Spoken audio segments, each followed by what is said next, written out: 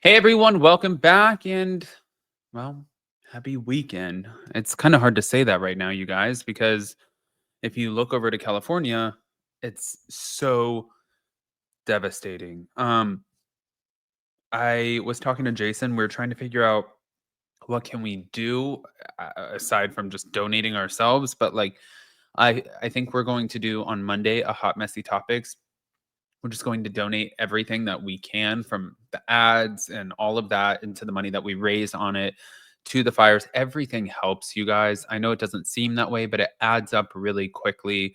And watching it and just watching the city where Jason and I met and that you just it breaks your heart just knowing that there's not much that you can do. So any little thing. So hopefully you guys can join us on Monday. And if you can't join us in the live, then please be a part of the replay crew. I did want to come on here and talk. I took yesterday off. I wanted to talk a little bit about this Karen Huger situation. So before we jump in, if you guys have not, make sure you go ahead and get subscribed. That way you can join us. Don't forget to hit that notification bell. That way you know when we're coming on so you guys can join us. And also hit that like button so we can get this video out there into the algorithm and let people know that we're also going to be raising money and banding together. Because what else can we do right now? Let's get into the Karen of it all. So thank you to Reality Blurb. Karen Huger was absent when the cast filmed the Real Housewives of Potomac Season 9 reunion on Thursday. And she had good reason because she entered a rehab program.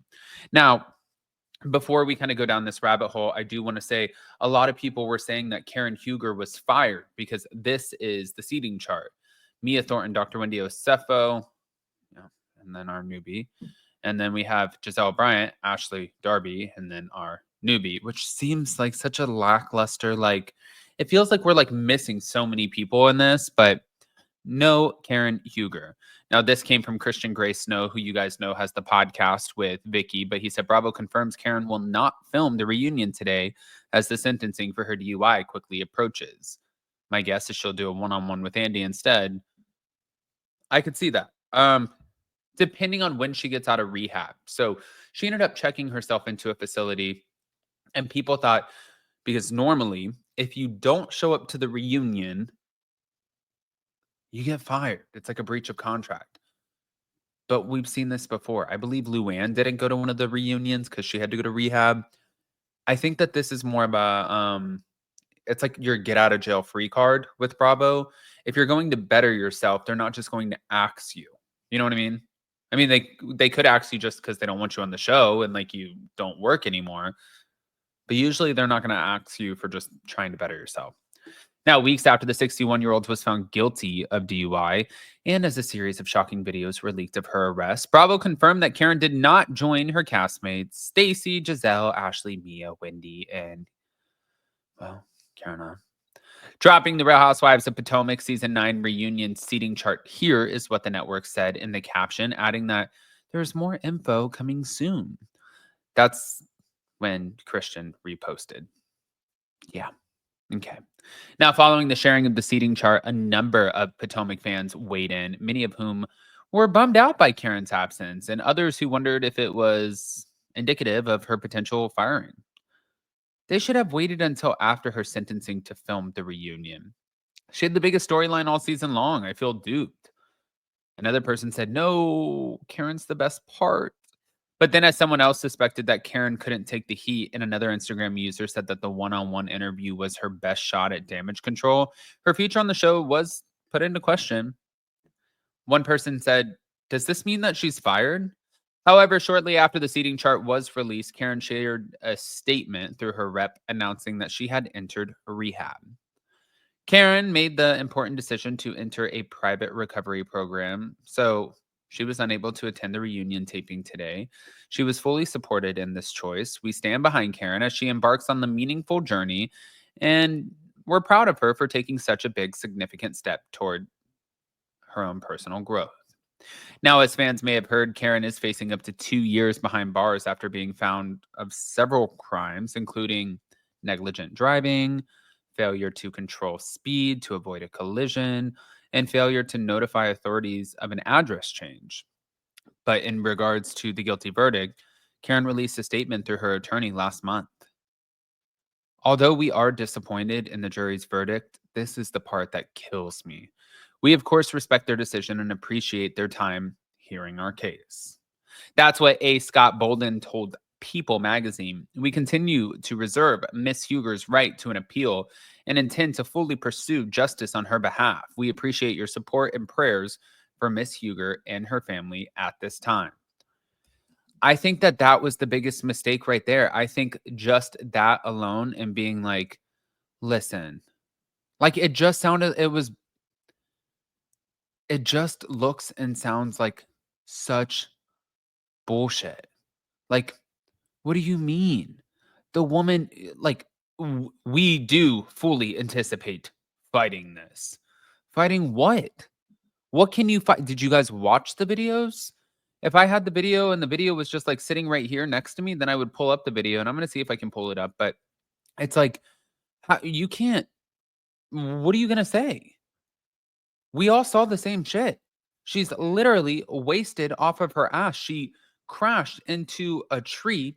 And Giselle Bryant said that this was the fourth time. The fourth time? What? Let me just play one of the videos to remind you guys. Hold on.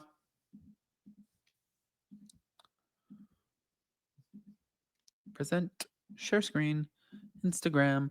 Thank you to Bravo Snarkside. Necessarily. What's your name? My name's Kyle. I'm Karen. Thank you. They call me the Grandon. The Grandon? I don't know what the fuck that's about. Andy Cohen did that. Go ahead. The what? Andy Cohen did that. They call me the Grandon. I'm black, I'm Russian, I own the plantation of farm. But you don't necessarily. What's your name? My name's Kyle. I'm Karen. Thank you.